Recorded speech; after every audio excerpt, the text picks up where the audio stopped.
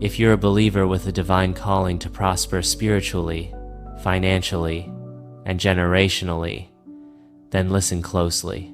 The life of King Solomon isn't just a story, it's a blueprint. God gave Solomon something rare, divine wealth rooted in wisdom.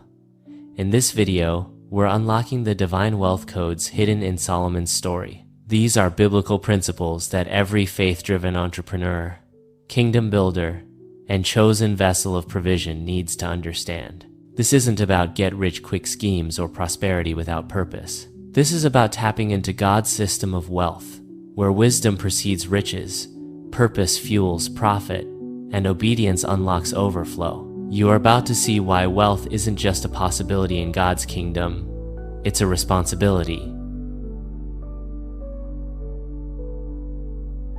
Ask for wisdom, get wealth. Let's begin in 1 Kings 3. Solomon had just become king.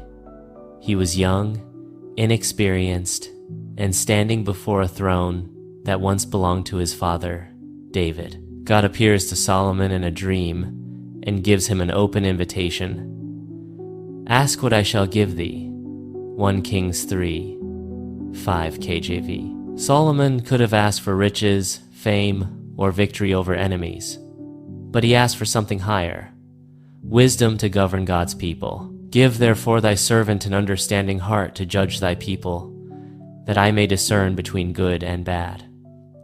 1 Kings 3:9. God was so pleased that he said, because you have asked for wisdom, I have given you what you did not ask, both riches and honor. 1 Kings 3, 11, 13 paraphrased. Here's your first divine wealth code. Wisdom is the master key that unlocks wealth, leadership, and legacy. Solomon didn't chase wealth. He chased alignment with his assignment. And from that alignment flowed supernatural increase. If you want to unlock divine wealth, shift your prayer from God bless my business to God give me wisdom to manage what you've entrusted to me. God adds wealth to those he can trust with purpose. Chapter 2. Divine Blueprint, Building from Revelation, Not Ambition. Solomon's greatest physical achievement was the construction of the temple, God's house, but this wasn't a random business venture. David had the vision, Solomon had the assignment. Then Solomon began to build the house of the Lord at Jerusalem. 2 Chronicles 3:1. This was sacred architecture. Every measurement, every material, every decision was by divine instruction. The gold used in the temple alone was worth billions today. Wealth Code 2. Kingdom wealth flows through divine instruction, not just human ambition. Many entrepreneurs build empires, but kingdom builders erect altars. Solomon's wealth was sustained because it was rooted in worship. He didn't just build for gain, he built for God. Your business, your brand, your book, these aren't just products. They're platforms for glory. Seek divine strategy. Like Solomon, let the Spirit of God blueprint your vision. When heaven is the architect, earth will supply the resources. Chapter 3. Provision through partnership, aligning with kings. Solomon was wise enough to partner. He formed alliances that brought in timber, gold, and skilled labor. One of his key partners was King Hiram of Tyre, who provided materials for the temple. And Hiram gave Solomon cedar trees and fir trees according to all his desire. 1 Kings 5:10. Wealth Code 3. God will send strategic partnerships to fulfill your divine assignment. Stop praying for money and start praying for divine relationships. The resources are already assigned to your vision. They're just in someone else's hands right now. Just as Solomon received wealth through relationship, your next level may come through alignment, not effort. Watch for covenant connections. God will bring kings and queens to invest in what you're building for his glory. Chapter 4. Wisdom that creates economy. The original kingdom CEO. Solomon wasn't just a king. He was a visionary leader who built systems, institutions, and economies. He had merchant fleets, taxation structures, import-export systems, and administrative excellence. So King Solomon exceeded all the kings of the earth for riches and for wisdom. 1 Kings 10:23. He didn't just collect wealth, he multiplied it. His wisdom created national prosperity. Wealth Code 4. Wisdom builds wealth that outlives you. Are you operating as a freelancer or a founder of systems? Are you hustling for money or building a divine economy? Your calling is to move from being a worker to being a wealth steward, someone who multiplies resources for the kingdom. Solomon's success wasn't just in what he had, it was in what he built. Chapter 5. Luxury without idolatry, understanding kingdom abundance. Now let's talk about the gold, the palaces, the splendor. Solomon's daily household provision included 30 measures of fine flour, 60 measures of meal, 10 fat oxen, 20 oxen out of the pastures, and 100 sheep. 1 Kings 4:22-23. He drank from vessels of gold. Silver was so abundant, it was counted as nothing.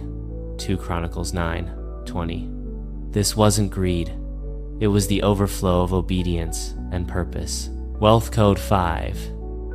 Kingdom wealth is never about flaunting. It's about stewarding. Solomon wasn't wealthy so he could flex.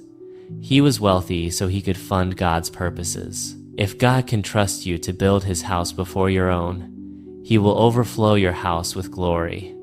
Solomon prioritized God's temple, and in return, God filled his palace. Chapter 6. When wisdom becomes compromise, the warning. We must also look at Solomon's downfall. Despite his wisdom, Solomon married foreign women and allowed idol worship into the land. His wives turned away his heart after other gods. 1 Kings 11:4. Eventually this led to division in the kingdom. Wealth Code 6. The same wisdom that brings wealth must be guarded by obedience. Disobedience will drain your anointing and your resources. You can't compromise God's standards and expect sustained prosperity. Solomon teaches us this hard truth.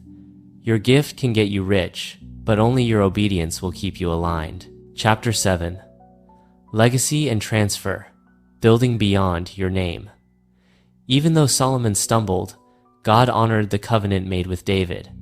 His legacy continued through generations. For David, my servant's sake, I will not rend the kingdom. 1 Kings 11:13. Wealth Code 7.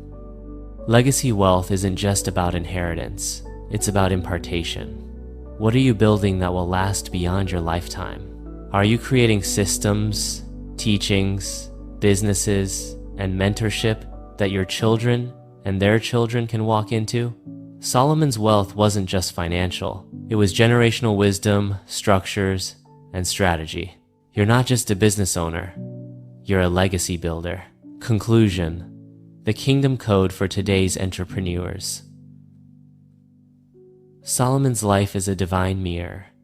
It reveals what's possible when wisdom, obedience, and purpose collide. It also warns us of what happens when we disconnect from the source. Here are your 7 divine wealth codes from Solomon. Wisdom before wealth. Prioritize discernment over dollars. Build God's blueprint. Don't just chase money. Build the mandate. Strategic partnerships. Your provision is often in alignment. Systems. Not just hustle. Multiply. Scale. Steward. Luxury with purpose. Prosperity isn't evil. Idolatry is. Guard your obedience. Compromise is costly. Build a legacy. Think in generations, not just transactions. You are called to prosper for a reason. Your wealth is for worship. Your business is a ministry. Your strategy is sacred.